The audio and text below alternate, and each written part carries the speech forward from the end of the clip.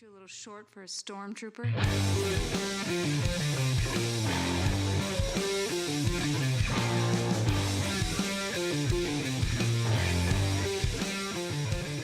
What's up, nerds? Welcome to another episode of the Multiverse Report. Tonight, we are recapping the week's nerdy news from Hell's Kitchen to Themyscira and everywhere in between. My name is Mike Gibson. With me, as always, is Steve Haller. What's up, Steve? Well, heat. The temperature is up, Mike. Oh, the temperature is way up, my friend. Way up. My God. So here in New York, we're under a heat advisory because we're nearing Mephisto's asshole for temperature here. So for like the next 3 days, Yeah, not even yeah. like today and Monday and Tuesday. Yes. 96 tomorrow and heat index of like 110. Plus, the humidity is just Yeah. outrageous. I don't live in Florida. Like, Yeah, I live in it upstate felt- New York. Yeah, it feels like Florida beach time or in Everglades. Yeah. Whatever, yeah. Seriously. It's like we're on a swamp boat tour every time you walk outside. Yeah, So wild. in that vein, Wild. though, you know what happened? What Because happened? we have had some weather that has been nice to go outside. True. Our local comic shop, Funky Town Comics and Vinyl, sponsors of this fine podcast, have been doing yard sales to clear out some of this their back inventory. So keep your eye on their socials and or their text message alerts. But Jesse and the gang have been pulling out a bunch of stuff from the back room, throwing it out for like 20 to 50% off outside. Mostly an excuse, I think, for Jesse to sit outside for the day. But you know, you take the good with the bad, and I got this awesome new pint glass for like $5. So Pretty awesome. if you're in the Syracuse area, check them out. Yeah, they got like an enormous new collection of mostly toys and records, I believe. The records, the record collection they so- got was insane. I was talking to Jeff about that the other day. Yeah. So in order to make room for it in their back room, they had to do some quick selling. So keep an eye out if they continue to do the open air garage sales at Funky Town Comics. Check them out. Yeah, because I was down there. I didn't end up getting anything, but like tons of stuff, Funkos, action figures, lots of mostly Star Wars action figures. I would say. A lot of the old Power of the Force, like 90s action figures. Yeah, from like a different, a couple different lines of Star Wars action figures. Yeah. But there were some Marvel and DC toys too, as well. Like I said, Funkos, tons of records, and just random stuff like your pint glass, and also movie posters, things like that. Like you know what else they had out there? stuff. They busted out a bunch of near back issues. So if there's anything in your recent pull that you missed an issue of, there's a lot of like I think they had like Ultimate Spider-Man like 15 and 16 and stuff in that vein, like an issue or two behind that they had decided to bring out and try and see if anybody needed it. Awesome. If you're still reading Ultimate Spider-Man, you're doing pretty good because I'm still there with you. Yeah, it's pretty solid. So check out Funky Town Comics and Vinyl, like Steve said, sponsors of this very podcast. And boy, we are really we're at the end of June already. It's late June. It's June 22nd. That's crazy. Insane to think. Doesn't Ironheart come out this week? By the way, also the 24th. I believe the 24th. So 2 days we get Ironheart. First we got half of Ironheart this week, and then half of it the next week. Isn't that correct? Yeah, it's either 2 or maybe 3, but I think you're right with 2. I think it's 3 this week, and then another 3, or then it's weekly. I don't know, but I think it drops with 3, which is strange, but we'll see. See how it goes. I'm excited for that. It looks good. Let's start off with another Marvel thing. This is pretty big Marvel news. Although, if you listen to our show, you've heard us talk about it before as a what kind of rumor? Like what's the word I'm looking for? Like a rumor that has merit to it. Right. Like I know what you're talking about, but I have no idea. I'll figure it out about halfway through the pod. Just like an informed rumor. Informed opinion. We talked, but not an opinion though. Substantiated rumor. I don't know. Yeah, I don't know. More substantial rumor, I guess you could say that, because we talked about it months ago, and then we talked about it a couple weeks ago, and now it is official that John Bernthal has been cast as the Punisher in Spider-Man: Brand New Day. Bernthal was announced this week, along with the confirmations of returning cast Zendaya and Jacob Batalon returning as MJ and Ned Leeds. So that's cool. But this story is mostly about John Bernthal as the Punisher. Now, if the rumors we've heard are true, the rumor that we heard that surrounded or that involved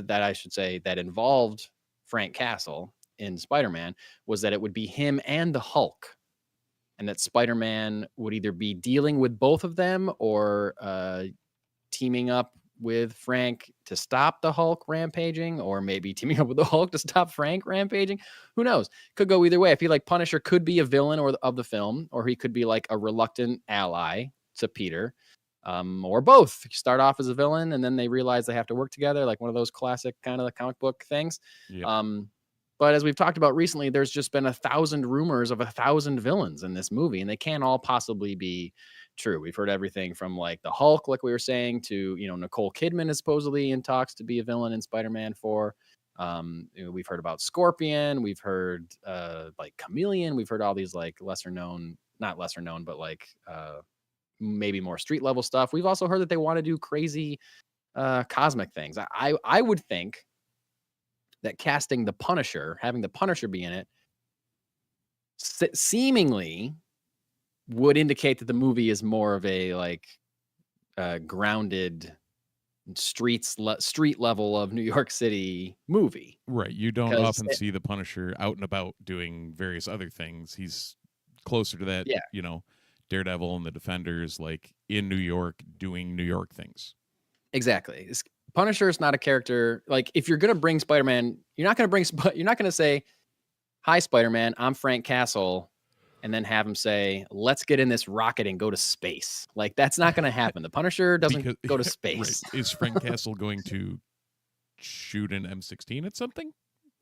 Like in space? But not in space. Yeah, Right. Exactly. Yeah.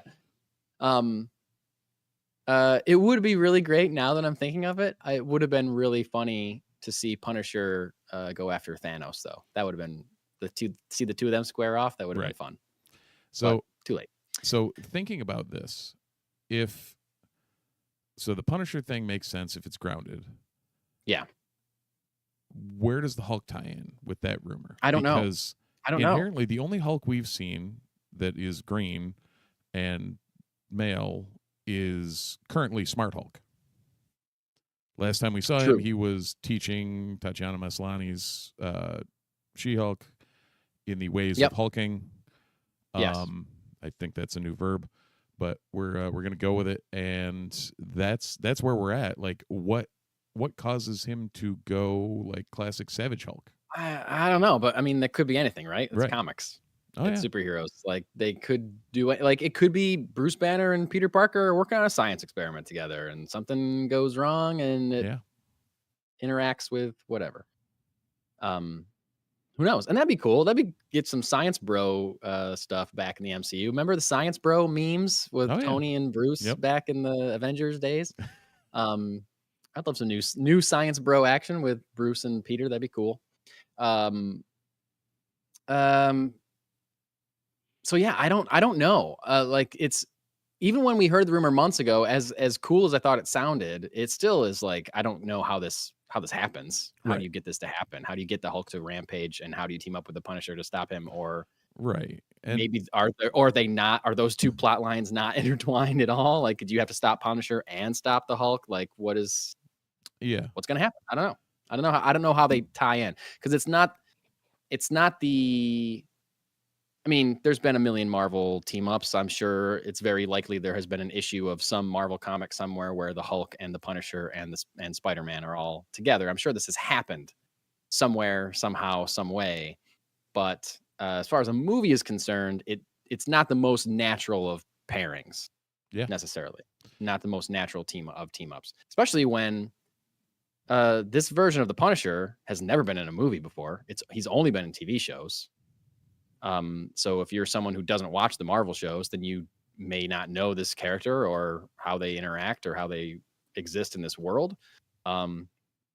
Should also be said that this is the first time that this Punisher, who Steve and you and I have pretty much agree, best version of the Punisher, live action, best adaptation of the character in live action. This is the first time that John Bernthal's Punisher will be appearing in what will undoubtedly be a strictly PG-13 project. Yeah, how do you do that?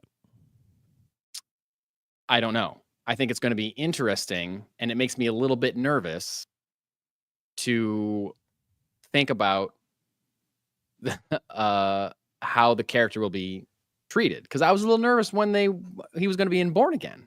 Because we were pretty sure Born Again wasn't going to be as good as Born Again was. Also true. I was very surprised by Born Again, and because it was full Disney, and they said that it wasn't going to be like the Netflix show, blah blah blah, and what we had seen of Kingpin, I was like, Punisher is not going to deliver as Punisher, and they really did deliver Punisher in that show. They did. But then how do you get that Punisher as into a PG-13 thing? Like they're just gonna. I mean, to be fair, thinking about Punisher in Born Again though, how much beyond PG-13 was he outside of the last fight scene? Well, like, that's all of the dialogue, all of the talking with Matt. That was where that characterization. That's true. Was like where we got him. So that is true. Assuming he doesn't just go ham with his guns, you can still use him. Correct. I think that'll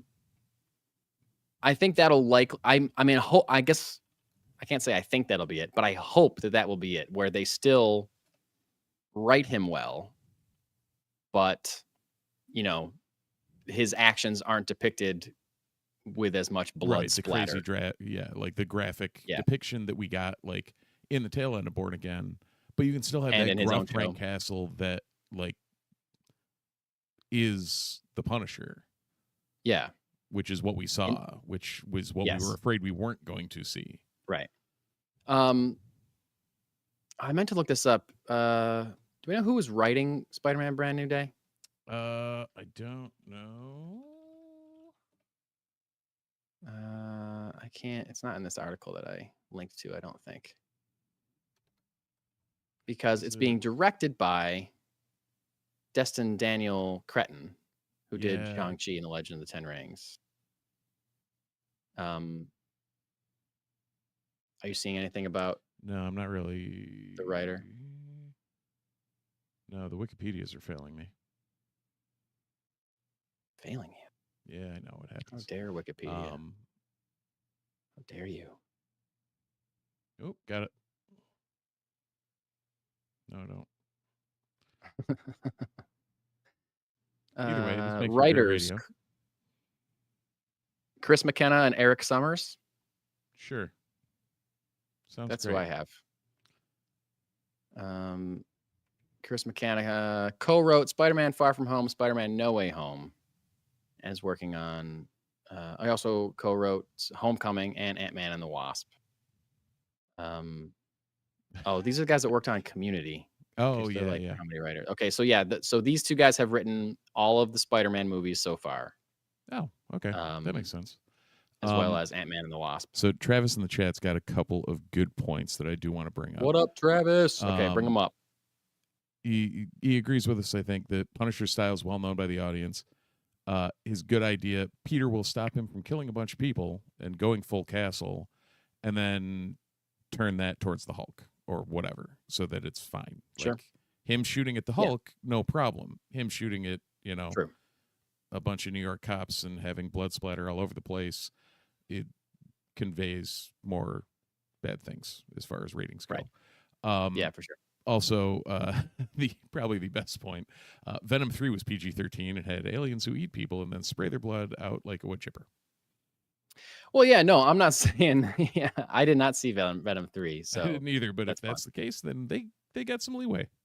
I just know that Spider-Man is such. Spider-Man's like hard PG-13 in comics and in movies. Like I've read before that there's a rule where Spider-Man can't even be shown like holding an alcoholic drink in the comic books. Like there's just no. Spider-Man is kid friendly for the most part. Right. So taking that into account, like I don't think that a Spider-Man movie is going to be a movie where they show aliens biting people's heads off and spitting up blood. You know what I mean? Mm-hmm. Like that seems, and I get it. Yes, you can go very hard in a PG-13 movie, like Travis is saying about Venom 3, or like like the Batman or something, Right. or that Sam Raimi movie Drag Me to Hell is like pretty gross and terrifying, but as a PG-13 movie, like you can do it. You Which can still do it. boggles my mind that something with the title "Drag Me to Hell" Yeah, hell, I is a know. PG-13 movie. Yeah. But like Spider-Man, I'd be shocked if they made like a hard PG-13 Spider-Man movie. It just seems like something that they're not willing to do, because of the character has to appeal to kids. You have to be able to take 10-year-olds to see Spider-Man Right. movies. And Sony's going to try and milk whatever money they can out of said Spider-Man movie. Yeah, absolutely. That being said, in general, just face value, I love this. I love that that Punisher is going to be in this Yeah. movie. I love it. You Because know what? they're I like, would not have loved it had we not seen him done right in Brand New Day or in oh, if this Born was Again. like announcing If this was- announcing a new Punisher or something. No, like if this was before we saw that Disney could do Oh, him right in Born okay. Again. Yes. Yes. I would not have felt confident in this news. Yeah. But after we've seen him Yeah. portrayed, like the Punisher, then I've got some more hope. Yeah. And as far as those, I asked about the writers because I just recently watched Shang-Chi again, and I thought the script was not great. Just like really like kind of lazy writing. Yeah. I thought like a lot of like, so you're telling me that blah blah blah, like a lot of like stuff like that, and like recapping and hacky kind of jokes. So, but I guess all of Aquafina's character. yeah. So like I like Homecoming. I don't love Far From Home. I don't love No Way Home, and I don't love Ant-Man and the Wasp. So these guys are like not batting 1,000 with me. Yep. But I guess we'll have to see. We'll Yeah. see how it goes. Also, the thing that I love, just like Spider-Man and Punisher being in the same movie together is awesome. Because I feel like the Spider-Man movies, as they have been made, the Tom Holland ones, as we know, Sony is allowed to borrow an MCU character for each of these movies. But they've all been characters that I don't necessarily associate with Spider-Man, Iron Man, Doctor Strange. Yeah. Like Nick Fury. Okay.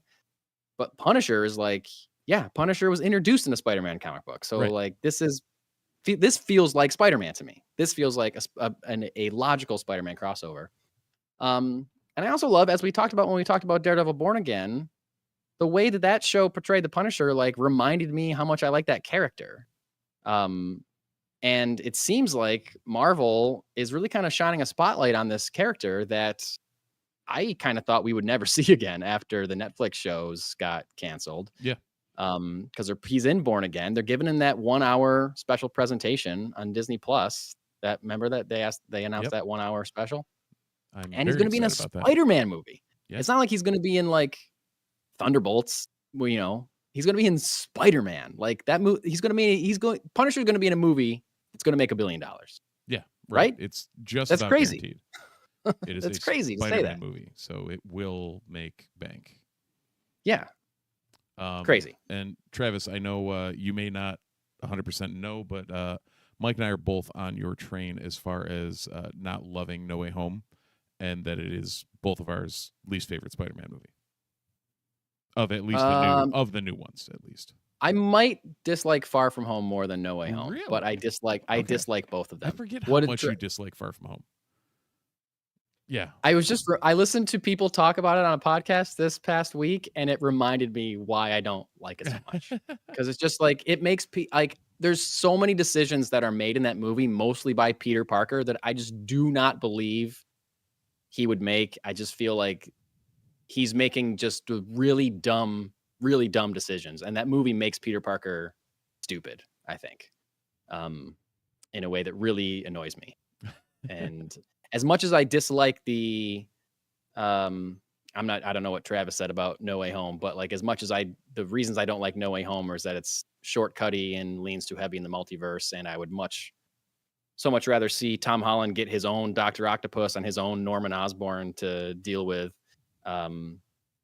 It just doesn't really work for me. It's all kind of lazy for me. I think, Peter's maybe a little smarter in that movie than he is in Far From Home. So anyway, I'm excited about the Punisher though.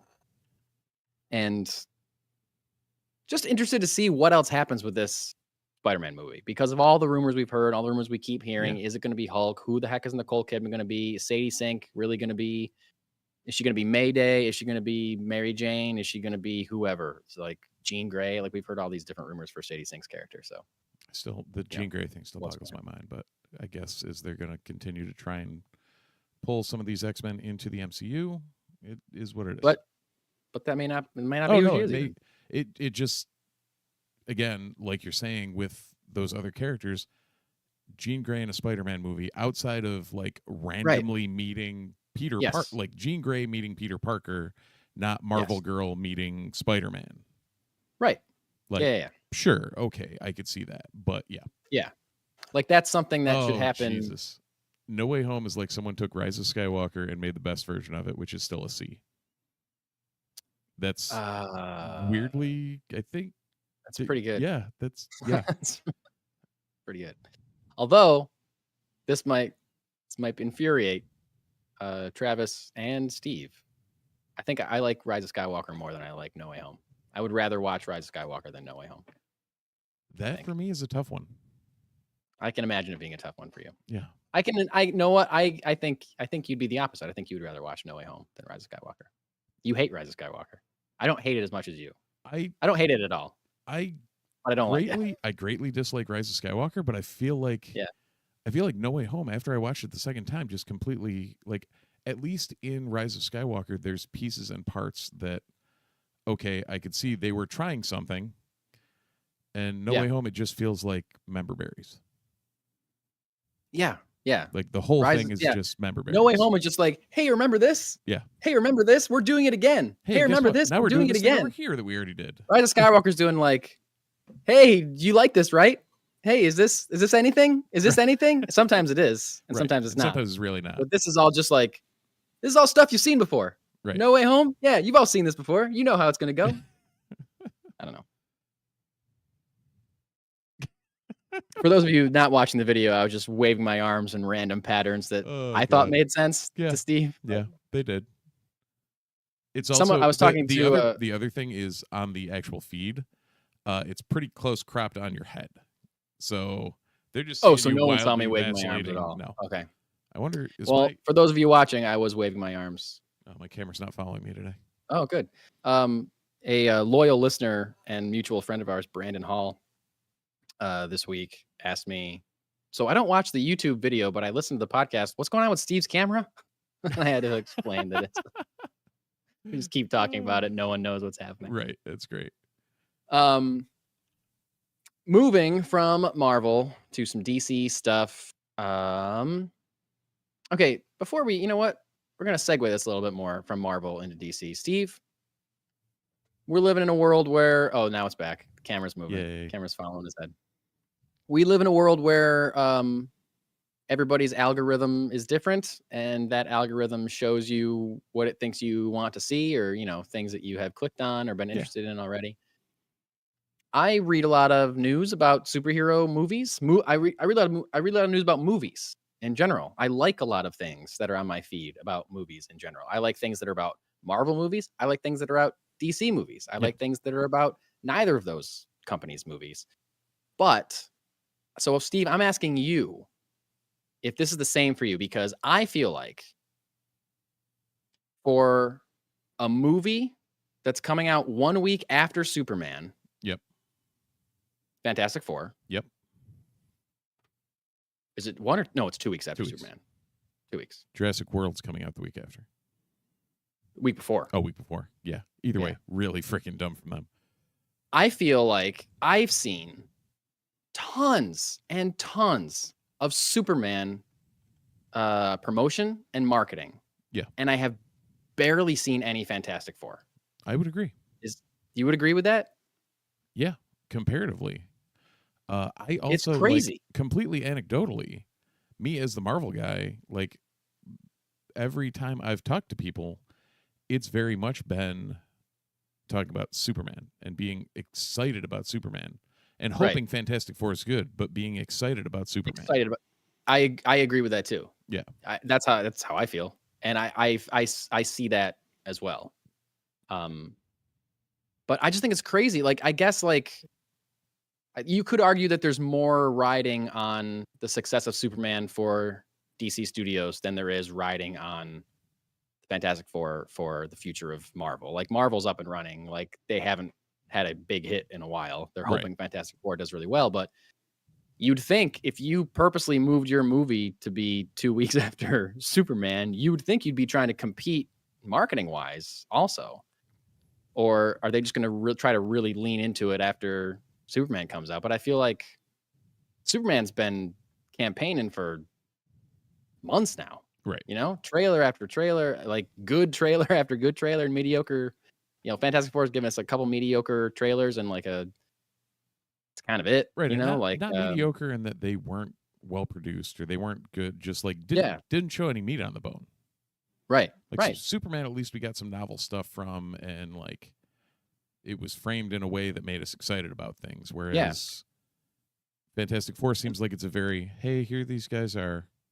right. Oh, there's Galactus's foot. Okay, cool. Yeah. Like, But and like even outside of trailers, like I've been seeing David Corenswet in like featurettes and Yeah. behind the scenes stuff, and James Gunn is doing interview after interview after interview, and Rachel Brosnahan is out there doing Yep. stuff. Like I don't think I've seen any cast member of Fantastic Four like doing big interviews about that movie. I haven't seen like directors or Kevin Feige out like giving big interviews about it. Like I don't know, Yeah. Disney, spend some money on Fantastic Four. Come on, man. Like it makes me nervous that like they are still trying to ride on like, hey, look, we're the MCU. You're gonna want to have to see this, right? You're definitely gonna come see Fantastic Four. Everybody loves Fantastic Four, which is not true. Not true, Marvel. We've talked about that a lot. Like you need to be selling this movie to us, I think. I'm Yeah, worried I that think they they do, don't more than- realize right. how much work they should be doing for Fantastic Four. They're relying on what they've built and their past, successes Right. for them to drop a big name that I think I've been talking about for months. I don't know if this big name is that big of a name anymore. It's not as big as they think it is. Yeah. It's not. Another mutual friend of ours told me a few weeks ago. He's like, "No, I'm not going to see Fantastic Four." He's like, "I'm going to see Superman." I'm not. He goes, dude. It was like verbatim Wow. what you and I have talked about. He goes, "That's exactly what Steve and I have talked about on the podcast before." Like, there's at least one person out there. He can't be the only person Right. that thinks that way. And it What reminds do me we, of Do we have some initials on that person? Mark Sunheimer. Oh, okay. Yeah. That His tracks. initials are And Mark Sunheimer. actually, now the way you said that, I think you actually articulated almost exactly how Sonny would have. Yeah. Oh, yeah. no, And what was it? Oh, it reminds me of in the lead up to Justice League. Yeah. I felt like DC wasn't really like marketing it very well, and they were like, it was just like for a while the marketing for DC EU movies was just like, hey, look, there's a poster with Batman on it. There's a poster with Superman on it. You know, everyone knows these characters. We don't have to sell. Like, yeah, but you got to sell us this version of these characters. Yeah. Like, yeah, everyone knows who Batman is, but like, is this a good? I don't know. Like, you got to sell us. It's a new Batman. It's a new Superman. You know, and I feel this is the same exact thing with Fantastic Four. Like, and I think it's kind of worse for Fantastic Four because like you could point to like some good Batman movies before going to see Batman versus Superman or whatever. You could point to, other Superman, at least one good Superman movie, probably. But like Fantastic Four, you can only point to comic books that most of the people that go see the MCU movies don't read, or you can point to 3 bad movies that no one wants to watch again. So like, I don't know. I'm nervous that they're making a mistake with their lack of marketing for Fantastic Four. Or maybe they just know they just can't compete with Superman, but I feel like they could. Oh, yeah. Spend some money. Anyway. Marvel's got to really watch out for their budgets. Well, that's true. That's actually true. Because so many of their movies have been losing money lately. So it is actually true, I think. Another good point from Travis. In a way, Superman feels like a trailer for a universe. Every piece of the marketing tells you what it is, which a lot of Marvel marketing does poorly. That is so accurate, Travis. That is spot on. I spot on agree with that. Yes. And you're right. And it's also more exciting because I think the people that know, people that listen to podcasts like this know that Superman is launching a new universe. Whereas Fantastic Four is just more Marvel Cinematic Universe. And it doesn't look different really enough from other Marvel movies. So I don't know. Superman looks like big and bright and new. I don't know. But we'll see. Something else that I don't think will be big and bright, but definitely will be new, will probably be small and dark, scary, is this Clayface movie that's coming from Yeah. DCU. And we got our Clayface this week. A guy named Tom Rhys Harries has been cast as Clayface. Harries is a Welsh actor, mostly known in the known in the UK for his theater experience. Not very well known in the US at all. He has appeared on Apple TV's Suspicion and Netflix's White Lines, 2 shows I'd never heard of before I read this article. And he's going to be Clayface. And the article that I read didn't say which version of Clayface he's going to be. There are a number of Clayfaces. One of them we saw in Creature Commandos seemingly die. So maybe that one was Basil Karlo and this one's going to be Matt Hagen. Who knows? I don't know. But we got him. He's cast. Great. There you go. That's all. You can't really say too much about him. He doesn't have much of a rep. Is it smart to cast an unknown as Clayface, or should Clayface be more of like a name? It depends on what you're doing with the movie, I think. My guess is that this is a smaller, lower budget. Right. You're not looking to blockbuster. It is a horror movie. Right. You're not looking to blockbuster the hell out of this and put the posters up all over the place. Like it's small, it's tight. You get who you can get that you think will play the part the best. You don't splash the big name that like, oh yeah, they may not be the A+, but they're good enough that they can pull it off. Yeah. Well, because I think let me actually read this quote from James Gunn. Because like I said, James Gunn has been doing interviews left and right. There's more from Entertainment. We did a big rundown of his Entertainment Weekly interview last week. There was more from Entertainment Weekly this week, and a big Rolling Stone interview that I didn't have full access to, but I read parts of it that I could. And I think this is one of those interviews where he talked about why Clayface is coming before they make a Batman movie, because Clayface is a Batman villain. So what's going on here? And he said, well, I think it was just we needed DCU content. Mike Flanagan is someone who I've been friendly with for a long time, and he wrote me about Clayface. He texted me about it really early on in my DC journey. Just being honest, I did not think that was something that was going to happen. But he came in and pitched the idea, and I was like, oh, shit, that's cool. It's a body horror movie. It's a horror movie like any cool body horror movie. It just happens to be in the DCU. And then he wrote the script, and the script was fantastic. We did not plan to do Clayface. That was really something he brought us. Then someone somewhere asked him if it was going to be what Clayface was going to be rated, and he said it's most likely going to be rated R. It's pretty intense. Yeah. So I think, like what you were saying, they can kind of just market this as a horror movie. And I think Clayface is a kind of a villain where if you've never read comics and you're into horror movies, you might just see this as like a weird, gross body horror movie and want to go see it, like The Substance or something. Right. But if you do know, then you're like, oh, cool. I get to see a weird body horror movie that is also part of the DCU. It's exciting. But like kind of like what you're saying, maybe you don't need a big name if you're going to market. Like horror movies always make money, right? Horror movies, it's like the easiest genre to make money with because they often don't cost a ton of money depending on what you're trying to do. Now, I'm sure this will cost more than a lot of independent horror movies, or like maybe. Oh yeah, it's probably the budget's gonna be on the higher side, but there's no way it's gonna be as much as like Superman or any Batman movie. But if you're doing Clayface right, you either have to be doing like a lot of cool makeup and practical effects, which I hope they blend into inevitable CGI, because they're not gonna have a giant practical clay monster throwing. I don't know. It just seems like impossible. Throwing pieces of himself all over the place. Yeah. It would be great, man. If they did it practically, holy shit, that'd be cool. But I can't imagine even mostly practically augmented with some, I mean, that would be my CGI dream. here and there, and that'd be my dream. That'd be great.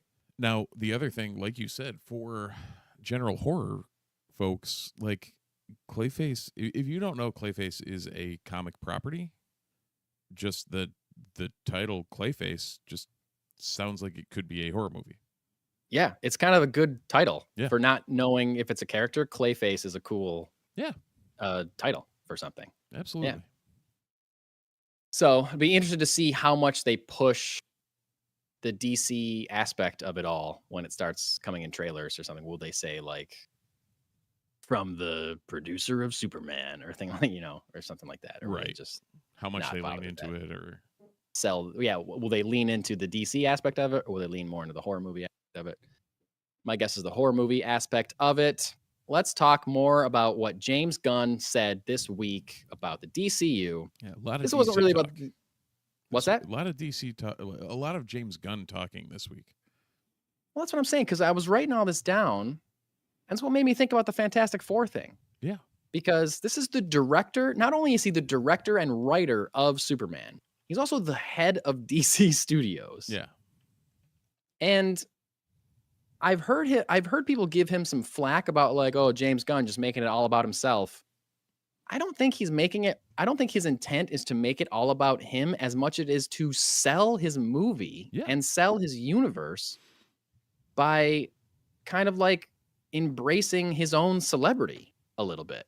He's like, and like, if you like James Gunn, you're more likely to go see his movies and go like support his universe or whatever. So he's out there just as much as David Cornsweet and everything else, which I think is cool. He's out there on Instagram saying, my name's James Gunn and I wrote this Superman movie. And here's why I think you should go, that's like. Now, on the flip side, you don't see Matt Shakman out there doing anything. No. And Pedro Pascal is in everything but this movie right now. Yeah, exactly. Like, he just had another movie drop. And I'm like, what does this guy do? He just goes from shot to shot to shot, apparently. And Kevin Feige, like, he gives interviews sometimes, but they're never in depth. He never, he always talks kind of cryptically about stuff. He'll give you he'll give you like a little nugget, and he's not the writer or the director of the movie. So like James Gunn is really in this like really specific and unique position.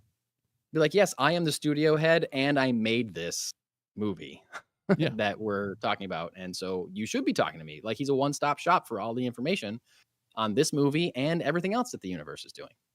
So I don't know. Step it up, Marvel. That's all I'm saying. Like, I want Fantastic Four to be great, and I want people to go see Fantastic Four. I don't want it to flop.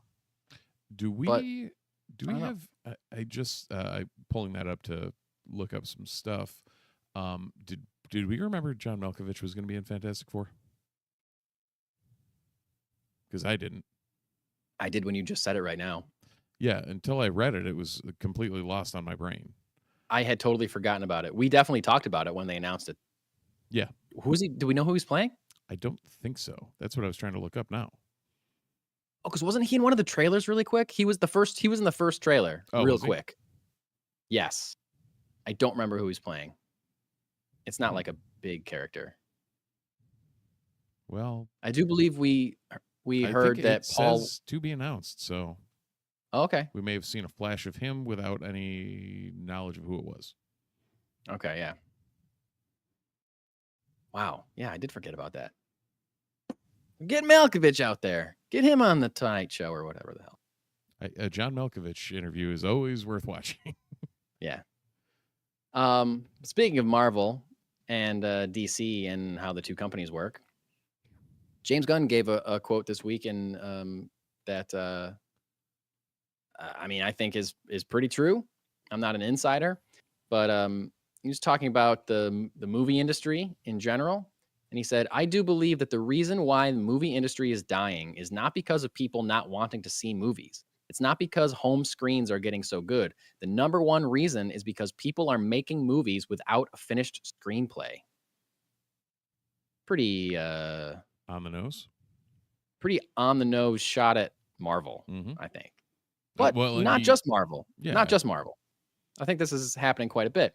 And then he was asked kind of about how that applies to Marvel, referencing how once after Endgame came out, they were and Disney Plus was up and running. Marvel was kind of given a directive to like crank out as much as possible, which is what led to them making movies without finished scripts. Yep. And regarding that decision, James Gunn said, that wasn't fair. It wasn't right, and it killed them. We don't have the mandate at DC to have a certain amount of movies and TV shows every year, so we're going to put out everything that we think is the highest quality. We're obviously going to do some good things and some not so good things, but hopefully on average, everything will be as high quality as possible. Nothing goes before there's a screenplay that I am personally happy with, which you've said before, and I think that's true. And he also admits in the same interview that he just recently, quote, killed a project at DC. Went on to say, everybody wanted to make the movie. It was greenlit, ready to go. The screenplay wasn't ready. And I couldn't do a movie where the screenplay isn't good. This project is now based on that quote and what we've recently heard about Sergeant Rock. A lot of people are assuming he's talking about Sergeant Rock, because Sergeant Rock was supposed to film this summer, I think. And it was like casting and ready to go.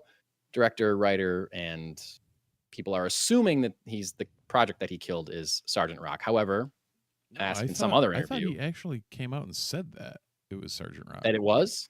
Well, I don't know, because he was asked about Sergeant Rock in a different interview this week, and he said it's in a pretty good place and it's still moving forward. Huh. So maybe killed is a strong word, or maybe he's talking about, I mean, I think they're working on a ton over there at DC Studios that we do not know about. It seems like they're definitely doing the throw a bunch of shit at the wall and see what sticks.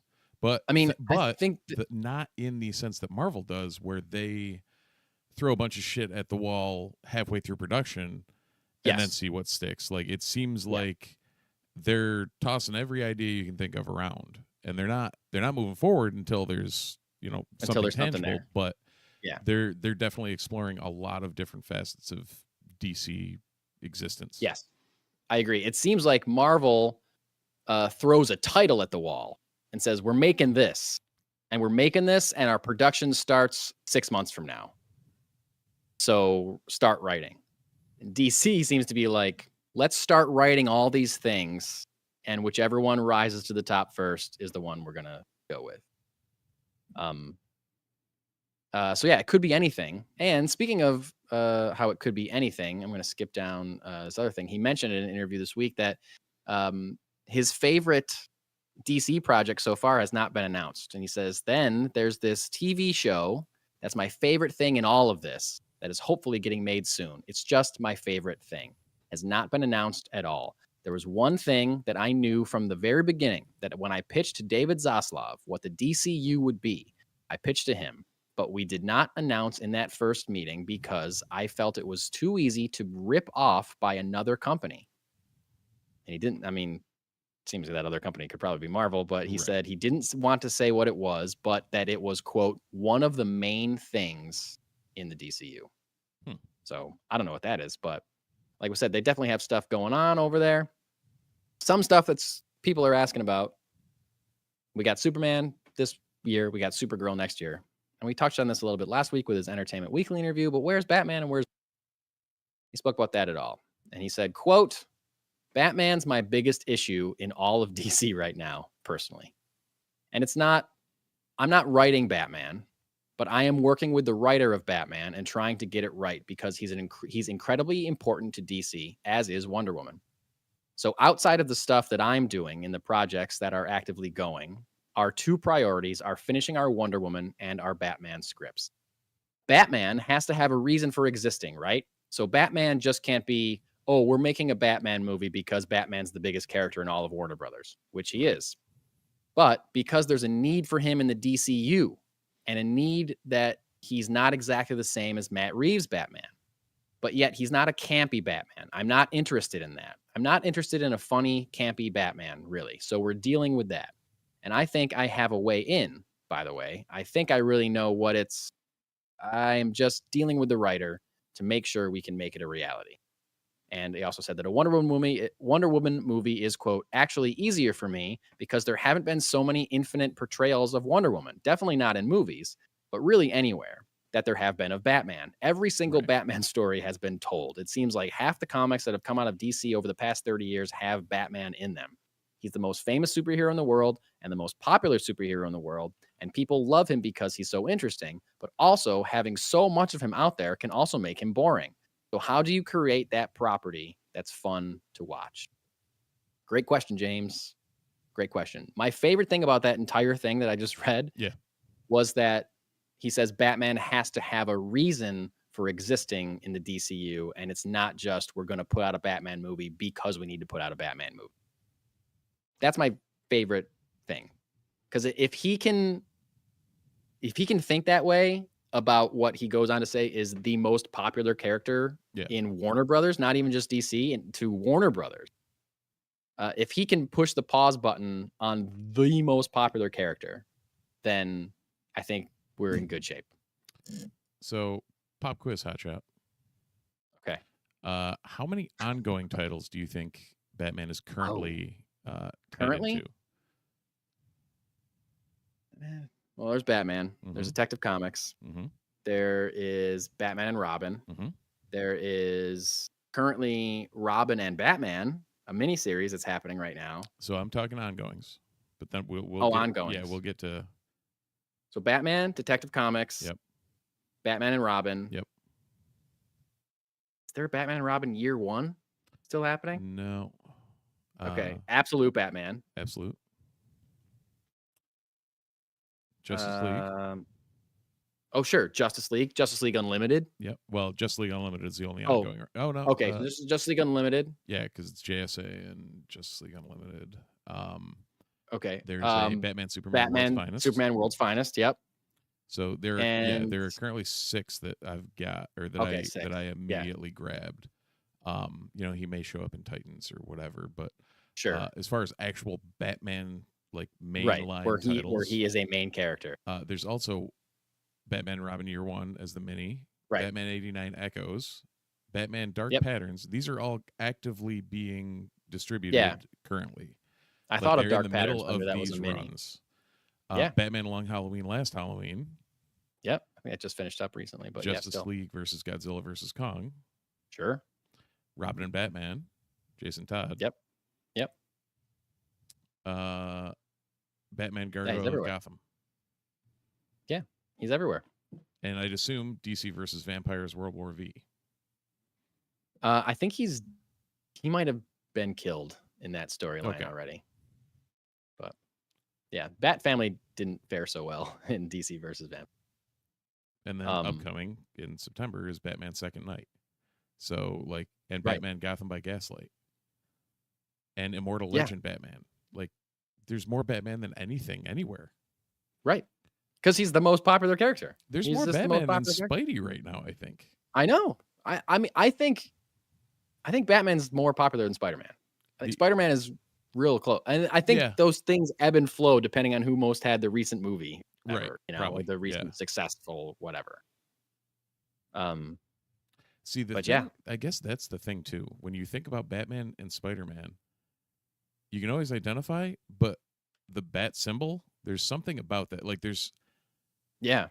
I don't know if it's because there's been so many different iterations of the spider and how it looks and whatnot, and there's spider clothing that's outdoor clothing, was ski line clothing, and that has almost the same logo and SPY, it's almost the image is almost ubiquitous out there, whereas the bat symbol is just what that is.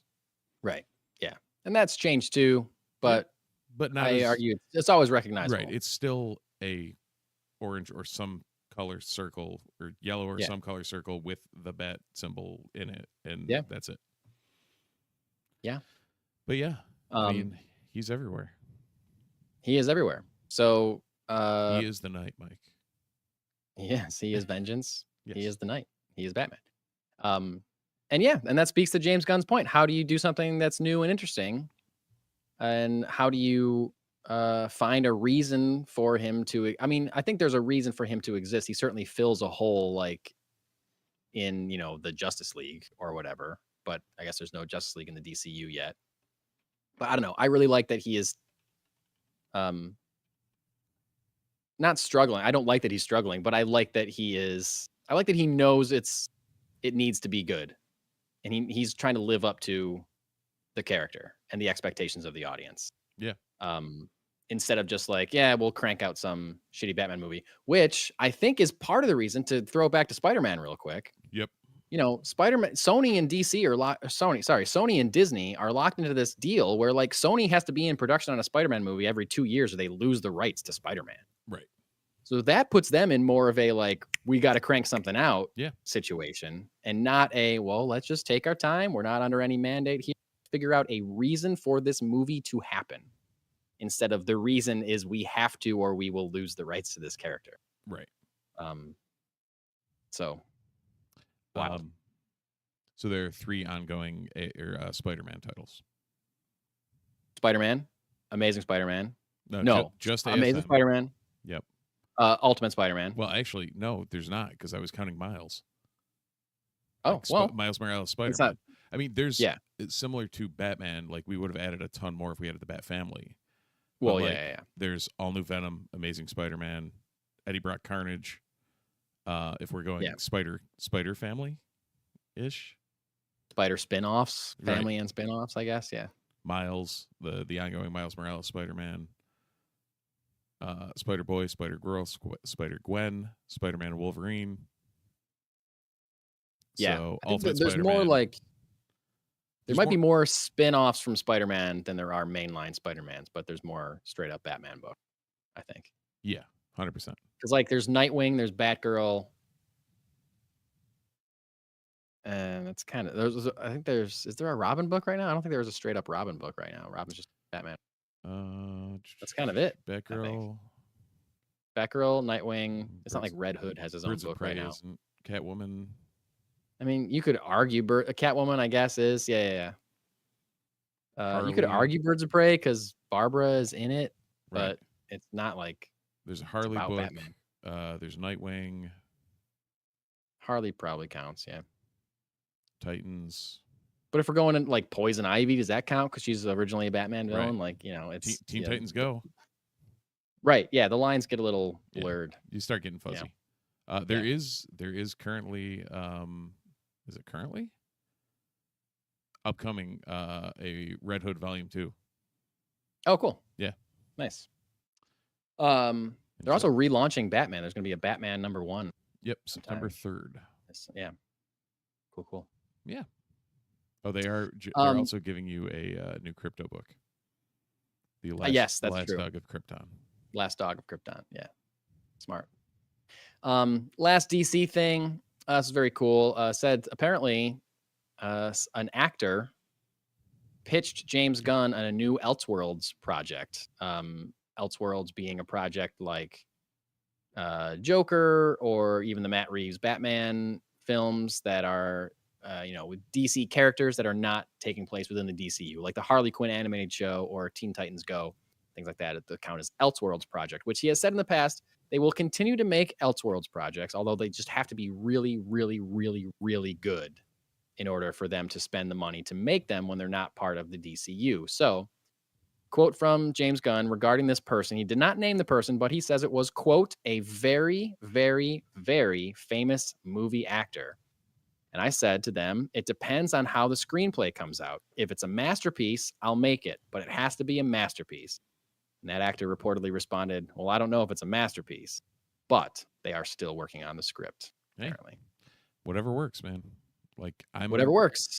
Again, this is actually similar to our talk about the casting. Yeah. Like, I don't care if you get an A-lister in there. I don't care if you get the best, best name in direct. Well, I was going to say if Spielberg says something, but no, you say yes to Steven. You say yes to Steven, yeah. But like, it's not like you need to go out and get an A+ writer if the script's good. Yeah, right. Like, if it's great, make it. If it's not, don't. Exactly. Yep. And I saw one person speculate that because Tom Cruise just signed a deal with Warner Brothers for the next couple of years, that this very, very, very famous movie actor could have been Tom Cruise pitching James Gunn on a DC project. But like, I don't know.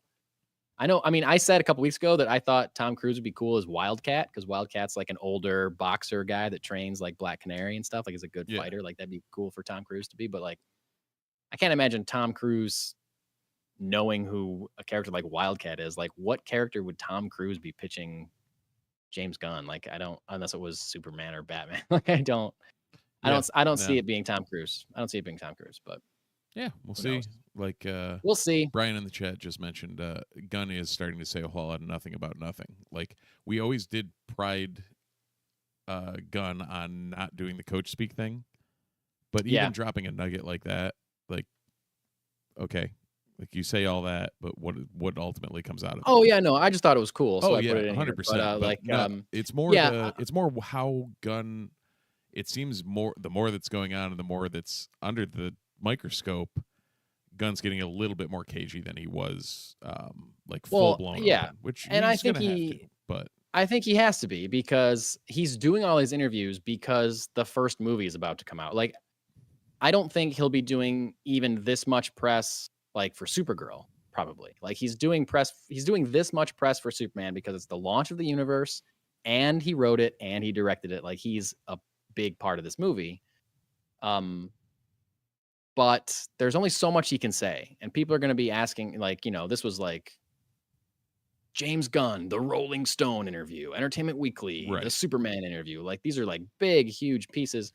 And people want to get any nugget of information out of him that they can get because it's not like asking David Corenswet doesn't know what James Gunn is doing with Batman.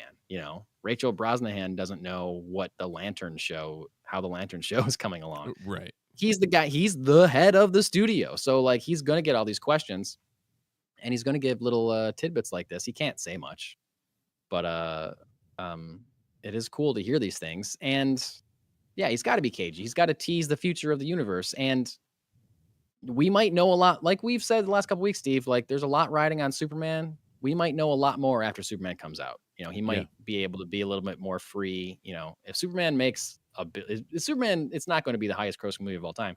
But imagine if Superman made $3 billion over the course of its run and is like up there with Avengers Endgame and Avatar, then he's going to be announcing projects left and right. He's going to be given like just the key to the city of Hollywood by David Zaslav, and he's going to be making whatever he wants to make. And then he'll probably be a lot less cagey. But until then, we must deal with the caginess. And that's all for DC. So one last story. It's kind of a story. It's kind of not a story. It's more just because it's been out there. We kind of wanted to at least touch base on it. Yeah, this guy who I don't really rely on too much. This guy, Daniel Richtman, who goes by Daniel RPK on Twitter, I guess. Oh, that's who that. Okay, gotcha. Yep. Yeah, I'm with you.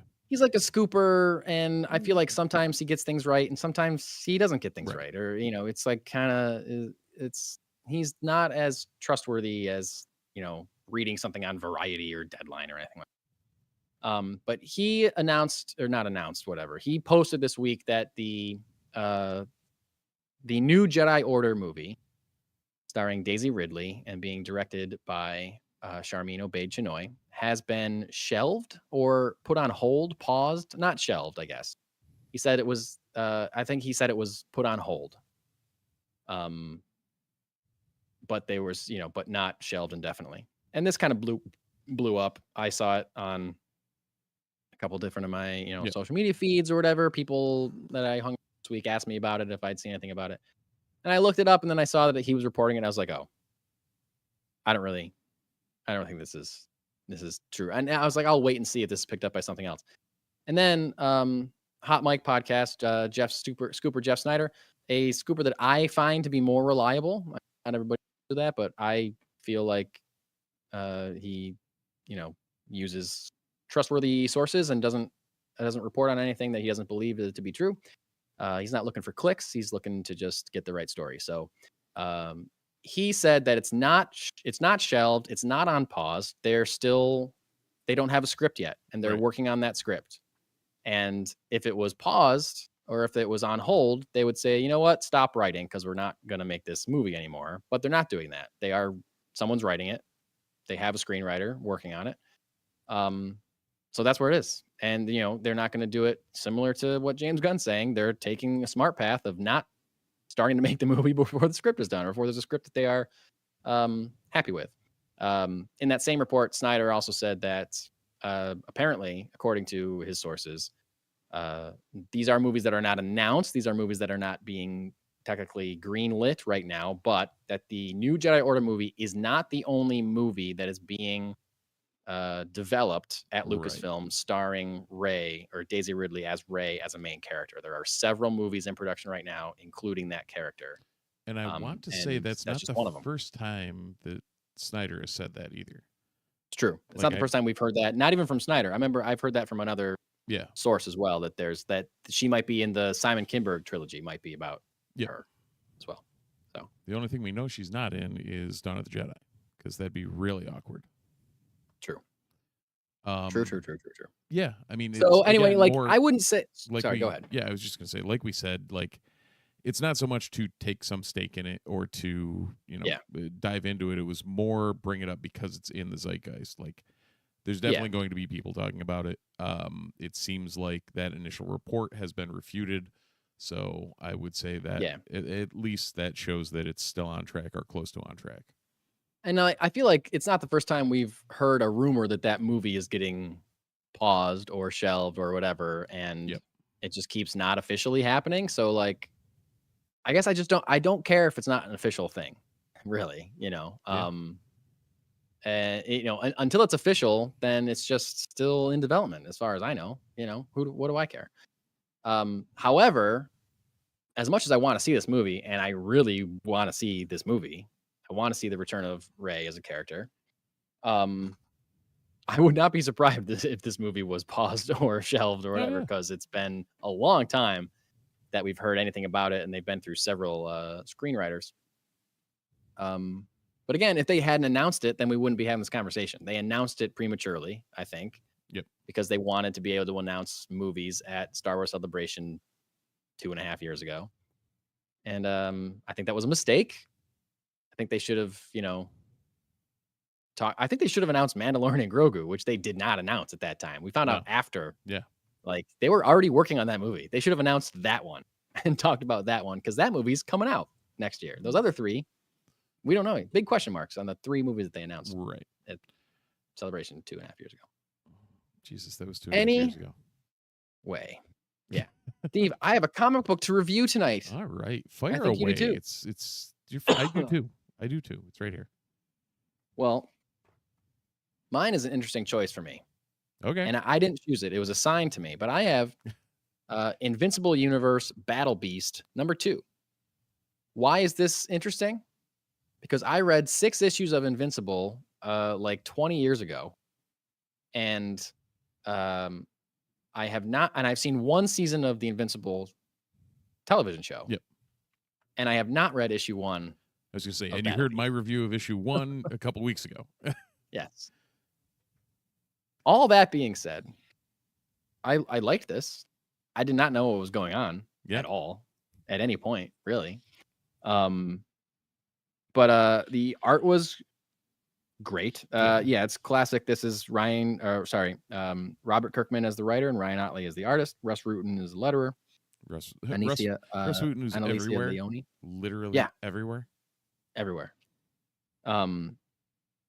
It's really great. The color palette is great. It changes over the course of the issue, which is something that I like, as they go to different starts like greens and yellows with pops of red, and then moves into more like blue stuff, and then gets very red as it gets bloodier, which I think is very cool.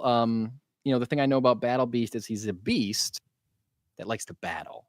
And you get a lot of that in the issue, I'd assume. You sure do. He's like, it starts out, he's like eating the carcass of something on a spaceship, and there's like a weak alien who's out of his robot body, and the Battle Beast ends up joining a like a Coliseum type kind of fight in order to win a new body for this like weak guy. And it is very bloody. It is very violent, very visceral, very cool. Ryan Otley killing it on art. He's no stranger to drawing stuff like this. I don't know that I want to hold up the art, because it's very gross and gory and bad. Right. I mean, not bad, not like it's very well done, but you know what I mean. Yeah. You know what I mean. So I liked it. Again, I don't know that it's necessarily for me, because I'm just like, if I have nothing against Invincible at all. Right. Nothing. I know it's incredibly popular. It's just not something that I am currently reading. Anytime I have an experience with an Invincible book or show or whatever, I enjoy it quite a bit, including this. But I don't know that it's something that I'm just passionate enough about to keep reading. But this issue was very good. If you like the first one, I guarantee you will like this one. I thought it was good, and I didn't read the first one. I was going to say, So did you like this enough to think about going back and getting issue 1? Because they do have copies of. you know what? I liked it enough to probably get the trade. Yeah, when there's a trade for sure. Which is pretty high praise for it being nowhere near your wheelhouse. Yeah, exactly. Yeah. I mean, there's stuff that isn't. I mean, it's like sci-fi, space, and there's monsters and there's fighting. Like I like all that stuff. Oh, 100%. So yeah, for sure. So yeah, I will say, Funky Town Comics has a bunch of copies of this, and a lot of them are like different, very cool variant covers, and you should go and check those out because they're very cool. And actually, so yeah, Battle Beast issue 2. Most likely, if you're interested in them, check out. They are frequenters on Whatnot. And Jeff usually has a pretty entertaining show, and they'll definitely have some of the like 150s and 125s up from that. Yeah, you should definitely, if you're into Whatnot or nerdy auctions at all, you should definitely be checking out Funky Town Comics and Vinyl when they do their Whatnot streams. Really quick. Yeah, they ship really quick, and they have a lot of great stuff that's available for you. Steve, what's your book, my friend? We went back to the X universe for me this week. Emma Frost, White Queen #1. Ooh, looking good, White Queen. I'm classic Emma Frost. Trying to find the credits. Amy Chu writing, Andrea DeVito on art, Antonio Fabella on colors, and David Nakayama on the cover. Fabella on colors, Nakayama on the cover. Gotcha. So, yeah, it's basically the whole premise is Emma, who currently is on the good side of mutantdom. Yep. Pre all of that, Emma, when she was the White Queen and became, or is early in her tenure as White Queen of the Hellfire Club. So in the issue, you get a bunch of different, internal politics and her dealing with whatever else is going on at, I think it's a gala in Buenos Aires. They start at, and it, progresses from there. As you can imagine, the X-Men show up with a beautiful. Oh, look at that splash page! Oh my god, that's awesome. Yeah, and you gotta love the giant sized style. Yep. Your camera stayed up at the ceiling. So you guys can talk to the Legos up there. Those of you not watching the stream, Steve's camera is pointed directly at his ceiling and not there. There it is. Hey, we got it back. It's back. Still debating whether I'm returning this camera or not. The odds of me returning it are increasing as we go through this. That splash page is great, and the fact that it's like it takes place in the past, and you get those awesome giant size #1 style costumes with like the brown and yellow Wolverine and the Storm with the little bathing suit guy. Oh, so cool. Yeah. Awesome. No, it seemed. I mean, it was as always good setup issue. Issue #1 from it, I think, is. I don't know if it's an ongoing or if it's pretty tight, but art's killer throughout. Story is solid and leaves like a decent base to start from. Awesome. Yeah, I mean, it's, if you're a Emma fan, then more than happy to recommend it. If not, check it out if you feel like it. Cool. Well, I'm sure you can get copies of Emma Frost, White Queen #1 and Battle Beast 2 at Funky Town Comics and Vinyl. Along with this coming Wednesday, you might be able to find the following books at your local comic book store. Absolute Martian Manhunter #4. Incredible book. Pick it up. Absolute Wonder Woman #9. DC versus Sonic the Hedgehog. Not versus. DC and Sonic the Hedgehog #4. Deadpool #15. Doom Academy #5. Fantastic Four #33. The Flash #22. Giant-sized Age of Apocalypse #1. Continuing their giant-sized reissues. Not reissues, just revisiting that. Revisiting with Kamala Khan? Yeah, I can't remember. They're all I Kamala haven't figured Khan out. Yeah, stuff, right? Yeah.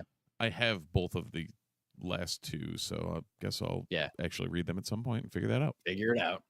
Green Arrow 25, Green Lantern 24, Green Lantern Dark number 5, Harley Quinn number 52, Hyde Street number 7, Incredible Hulk 26, Justice League Unlimited number 8, Miles Morales Spider-Man number 34, New History of the DC Universe number 1, Peacemaker presents Vigilante Eagly Double Feature number 4, Predator versus Spider-Man number 3, Sleep number 2, Spider-Boy 20, Star Wars Legacy of Vader number 5, Superman 27, Vision and Scarlet Witch number 2, Ultimate Spider-Man number 18, Uncanny X-Men number 16, Void Rivals 20, We're Taking Everyone Down with Us number 4, and Wolverine Kitty Pryde number 3. Big list this week. I got Martian Manhunter on my pull list. That's kind of it. That's the only thing that's on my pull, but I will likely grab that New History of the DC Universe number 1. Yeah, what's the deal? I mean, any beta on that, or? I'm not fully positive as to what that is, but I think it's just kind of like a occasional restructuring of like, here's what's canon, here's what happened, right? You know, and here's what isn't canon anymore, or whatever. That works. That's my guess. It's not the first time they've done something like this. Yep. But it's the first time that I'm thinking that I'm going to read it, I guess. So there you go. See. They can't. It's not like they can change everything, you know. So it's going to be pretty. There's got to at least be some of the same things. Exactly. I can't imagine there's going to be like big surprises, but right. I'll be interested to see how they play it out. So yeah, I got Martian Manhunter, Wonder Woman, and Ultimate Spider-Man still. So cool. Oh yeah. Nice. Well, the question will be whether or not I get suckered into buying any of the others by like a really nice variant or something. That's always the question, isn't it? If Giant Size Age of Apocalypse has a damn good cover, then it may be coming home. Maybe that's going to be it. Yeah. There you go. I bought like 20 issues of Catwoman a few years ago because Jenny Frison was doing covers. Yeah. And I wasn't reading Catwoman, but I walked into a comic book store and I saw a cover that I just thought was gorgeous. Yeah. I was like, I'm buying that. Yeah. I'm buying that book. And then I just kept doing it because she kept making Catwoman covers that were great. So funny how that works out. Yeah. And then I got into the story. So then I was reading it for 2 reasons. So that's how it works. Get a good cover on your book, people. But Steve, I think that's all I got. Do you have anything else? No, I think we've about covered it.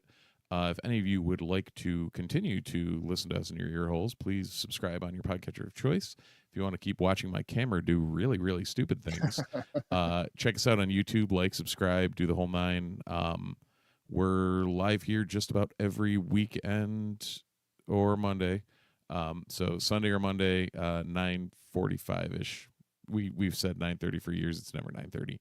So tune in 9:45. But you know what? If you subscribe, you'll get this notification thing when we go live, which is, I'm pretty sure, how we grab Richard and various other folks in the chat. So feel free to check us out and on the socials sometimes, maybe, if we ever post anything. Yeah, sorry. Yeah. I think about it a lot, and then I don't. I don't. I need to do it. Yeah, you don't. I think about it when I'm doing this rundown, and that's it. I think about it, and then I get distracted by something else that I'm working on, and I don't do it. Mm-hmm. So that's me. That's on me, people. Sorry about our socials. I'm not doing anything, but maybe this week. Maybe this week's the week. Maybe. You never know. You never know. But until then. Oh, by the way, next week I can't do Sunday night. Next week I have to be a Monday show. Okay. Just so next week, Monday at 9:45. Actually, Mondays usually tend to be 9. We usually will get on by 9:30 for Monday shows. You know what the problem is recently for me? The problem is that my son is starting to stay up a little bit later because he's getting a little older. So it's pushing the rest and this of will your certainly continue entirety. As summertime is now approaching. Oh, yeah. So I have to find another time to start doing the rundown, which I used to do after he goes to bed. Right. Now he's not going to bed as late, so I start the rundown later. So I need to start doing that earlier. So it's kind of my fault, kind of his fault. Yeah. I mean, it's understandable. It's understandable. But anyway, until next time. As the two suns set over the burnt corpses of Owen and Beru Lars, we say thanks for watching, thanks for listening, and we'll see you in the multiverse.